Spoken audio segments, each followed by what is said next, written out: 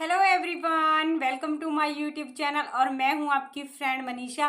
तो फ्रेंड्स, जो ये वीडियो है वो होने वाला है चंद्र ग्रहण के ऊपर।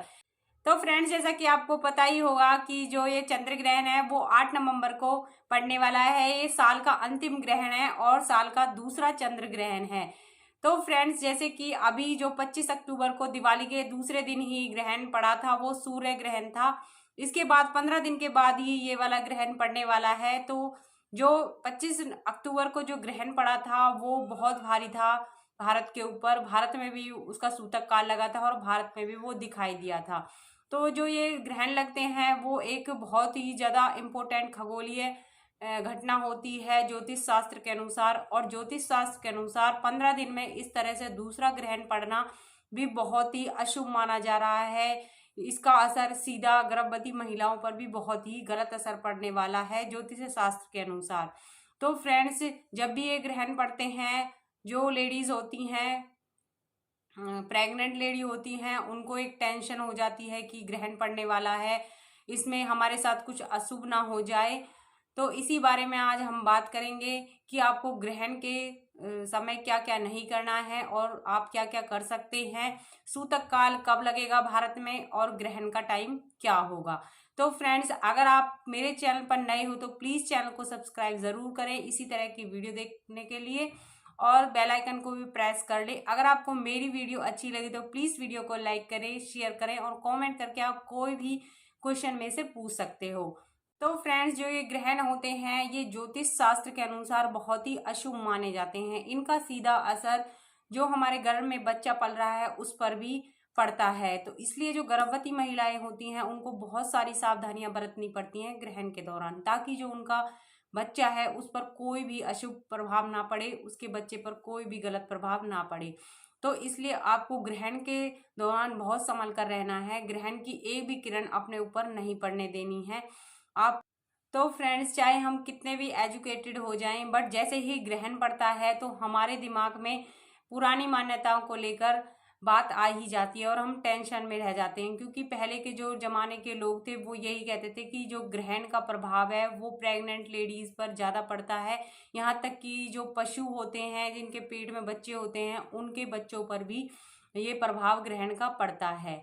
तो इसलिए फ्रेंड्स, जो ये वाला चंद्र ग्रहण है ये भारत में भी दिखाई देगा। ये ऑस्ट्रेलिया द्वीपों में, एशियाई द्वीपों में, हिंद महासागर में और उत्तरी दक्षिण अमेरिका में दिखाई देगा। हमारे भारत में भी ये दिखाई देगा। जैसा कि आपको पता ही है कि 9 घंटे पहले ही सूतक काल लग जाता है। तो ये जैसे हमारे भारत में दिखाई देगा तो हमारे भारत में भी सूतक काल जरूर लगेगा।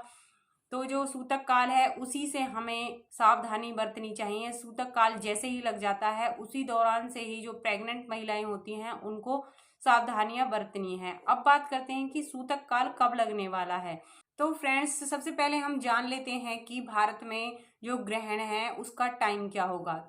मैंने काफ़ी रिसर्च के बाद इस टाइम को देखा है, मतलब कि मैंने बहुत सारी साइट्स पे सर्च किया, उसके बाद ही मैं आपको ये टाइम के बारे में बता रही हूँ।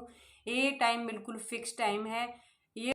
तो फ्रेंड्स, जो ग्रहण का टाइम है वो भारतीय समय अनुसार 1:32 दोपहर के 8 नवंबर को और शाम के 7:37 तक रहने वाला है। और जो इसका सूतक काल है वो 9 घंटे पहले लगने वाला है, यानी कि 8 नवंबर को सुबह सुबह 4:32 पर इसका जो सूतक काल है वो लगने वाला है। तो आप लोगों को सूतक काल से पहले ही सब कुछ कर लेना है। उसके बाद जो प्रेग्नेंट महिलाएं होती हैं उनको बिल्कुल भी काम नहीं करना है। अब आप सोच रहे होंगे कि इतनी सुबह सुबह हम कैसे काम कर लेंगे। तो अगर आप नहीं कर सकती तो आप उस दिन मत करिए, क्योंकि ये आपके बच्चे की सेफ्टी के बारे में है। अब आप सोच रहे होंगे कि क्या सूतक काल में भी हम खाना वगैरह बना सकते हैं। जी हाँ, आप सूतक काल में खाना तो बना सकती है, बट आपको कोई भी नुकीली चीज़ों का इस्तेमाल नहीं करना है। आपको चाकू छुरी का बिल्कुल इस्तेमाल नहीं करना है। आप किसी की हेल्प ले सकती हैं कटिंग और चॉपिंग करने के लिए। आप खाना तो बना सकती हैं सूतक काल में, बट आपको चाकू और छुरी का, इन नुकीली चीज़ों का बिल्कुल इस्तेमाल नहीं करना है। आप अपने हस्बैंड की सहायता ले सकती हैं या परिवार में और किसी की सहायता ले सकती हैं एक दिन के लिए। अब आप सोच रहे होंगे क्या सूतक काल में हमें खाना चाहिए? तो इतना लंबा टाइम हो जाता है सूतक काल का, तो कोई भूखा थोड़ी रहेगा। तो आप डेफिनेटली इस टाइम खा सकती हैं, बट हर जो जितना भी खाना आप बनाएं उनमें तुलसी के पत्ते डाल दें। और जब आप खाना खाएं तो तुलसी के पत्ते उनसे निकाल दें, आप उन तुलसी के पत्तों को बिल्कुल ना खाएं। और तुलसी के पत्तों को पहले ही सूतक काल से पहले ही तोड़ कर रखें, ताकि वो सूतक काल में भी आपके काम आ जाए और ग्रहण के टाइम भी वो काम आ जाए। क्योंकि कहा जाता है कि जब सूतक काल स्टार्ट हो जाता है तब तुलसी के पौधे को हाथ नहीं लगाया जाता और ना ही भगवान को छुआ जाता है। और जैसे ही ग्रहण स्टार्ट हो जाता है तो मंदिरों के जो कपाट होते हैं उनको भी बंद कर दिया जाता है। तो इस बात का भी आप जरूर ध्यान रखें। अब कई प्रेग्नेंट महिलाएं सोच रही होंगी कि सूतक काल जब स्टार्ट हो जाता है तो हमें सोना चाहिए या लेटना भी नहीं चाहिए। तो इतना टाइम 9 घंटे का टाइम है, वो इस तरह से तो नहीं गुजरेगा। तो आप सूतक काल में सो सकती हैं, लेट सकती हैं या फिर टीवी वगैरह भी आप देख सकती हैं। अब बात करते हैं ग्रहण की। तो ग्रहण में आपको क्या क्या सावधानियां बरतनी हैं। तो जो ग्रहण है वो 8 नवंबर को 1:32 से स्टार्ट होगा दोपहर के, और शाम के 7:37 तक रहेगा। तो ये बहुत ही लंबा समय हो जाता है, 6 घंटे का करीब करीब ये समय हो जाता है। तो इतने टाइम आप बिना लेटे तो रह नहीं सकती, तो इस दौरान आप लेट भी सकती हैं। और सबसे पहला काम आपको ये करना है, जैसे ही ग्रहण स्टार्ट हो उससे पहले ही आपको अपने पास एक कच्चा नारियल ज़रूर रख लेना है। और जब भी ग्रहण खत्म हो तो उसके बाद आप उस जो नारियल है उसको अपने फैमिली मेंबर से जल में समर्पित करवा सकती हैं, या फिर आप पीपल के पेड़ के पास उस जो कच्चा नारियल है उसको रखवा सकती हैं। सेकंड, आपको क्या करना है, ग्रहण के दौरान आपको बिल्कुल भी चाकू, नुकीली चीजें या छुरी वगैरह का इस्तेमाल बिल्कुल नहीं करना है। आपको ग्रहण से पहले ही अपने पेट को अच्छे से भर लेना है।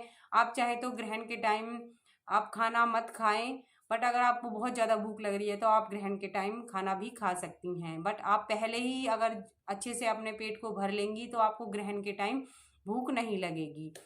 थर्ड, आपको क्या करना है, आपको ग्रहण के टाइम आप अच्छी अच्छी जो किताबें होती हैं, धार्मिक किताबें, उनको पढ़ सकती हैं।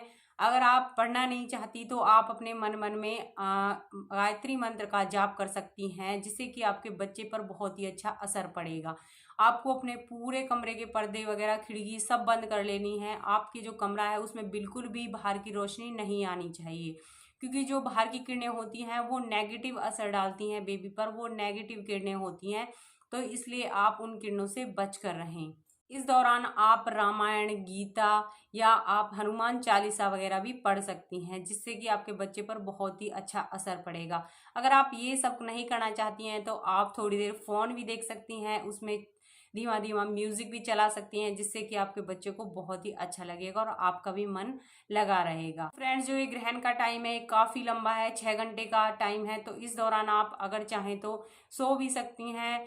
कुछ नहीं होता है, सिर्फ आपको भगवान पर भरोसा रखना है और भगवान का नाम लेते रहना है। तो इस दौरान आप लेट भी सकती हैं और सो भी सकती हैं, क्योंकि जो प्रेग्नेंट लेडी होती हैं वो काफ़ी वीक होती हैं, इतनी देर तक वो बैठे नहीं रह सकती हैं। तो इस दौरान आप सो भी सकती हैं। तो फ्रेंड्स, अब आप सोच रहे होंगे कि इतना जो लंबा ग्रहण है क्या उसमें हमें खाना नहीं खाना है। तो अगर आपको भूख लग रही है तो आपको ज़रूर खाना है, क्योंकि इतने टाइम तक जो प्रेग्नेंट लेडी होती है उसका भूखा रहना सही नहीं होता है, ना तो उसके लिए सही होता है और ना बच्चे के लिए। तो इस दौरान आप खाना खा सकती हैं। आपको ऐसा खाना खाना है जो आपको ना तो काटना पड़े और ना बनाना पड़े। अब आप सोच रहे होंगे कि ऐसा कौन सा खाना है कि जो हमें काटना ना पड़े और बनाना ना पड़े। तो आपको क्या करना है, आपको जैसे आप बिस्किट खा सकती हैं, नमकीन खा सकती हैं, ड्राई फ्रूट्स खा सकती हैं। तो इस तरह की आप जो चीज़ें हैं वो आप खा सकती हैं बिना काटे और बिना बनाए। इससे आपकी जो भूख है वो भी मिट जाएगी और आपको खाना भी नहीं बनाना पड़ेगा, क्योंकि अगर आप खाना बनाओगे तो आपको अपने रूम से बाहर जाना पड़ेगा। तो इसलिए आपको बिल्कुल भी ग्रहण के टाइम पे रूम से बाहर नहीं जाना है, ताकि आपके बच्चे पर कोई भी नेगेटिव जो किरण है वो ना पड़े। आपको ग्रहण स्टार्ट होने से पहले ही अपने पास एक पानी का जग है वो रख लेना है, ताकि आपको जब भी प्यास लगे तो आप उस पानी को पी लें। उस पानी में आप ज़रूर से तुलसी के पत्ते ज़रूर डालें। अगर आपके घर में कोई खाना वगैरह बच गया है जो आपने ग्रहण से पहले बनाया था, तो उसमें भी आप तुलसी के पत्ते ज़रूर डालें। अपने घर के जो भी आप पानी पीती हैं उसमें भी जो तुलसी के पत्ते हैं वो ज़रूर डालें, क्योंकि जो तुलसी के पत्ते अगर हम खाने में, पीने में डाल लेते हैं तो उनमें जो नेगेटिव एनर्जी है वो नहीं आती है, क्योंकि जो तुलसी जी होती हैं वो बहुत ही पवित्र मानी जाती हैं। तो इसलिए आप अपने खाने पीने में तुलसी के पत्ते ज़रूर रखें।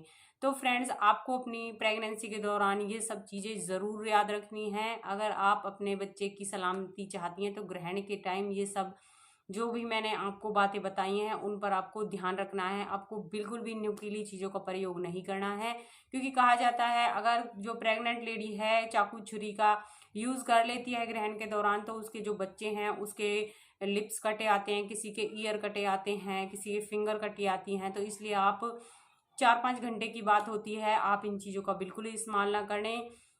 तो फ्रेंड्स, आई होप आपको मेरी जो इन्फॉर्मेशन है वो अच्छी लगी होगी। अगर आपको मेरी इन्फॉर्मेशन अच्छी लगी तो प्लीज़ वीडियो को लाइक कर देना, शेयर कर देना। अगर आप मेरे चैनल पर नए हो तो प्लीज़ चैनल को सब्सक्राइब जरूर करना। तो फ्रेंड्स, सब्सक्राइब करने में कुछ नहीं जाता है, सिर्फ मुझे एक मोटिवेशन मिल जाता है आप लोगों के लिए एक बहुत ही अच्छी वीडियो लाने के लिए।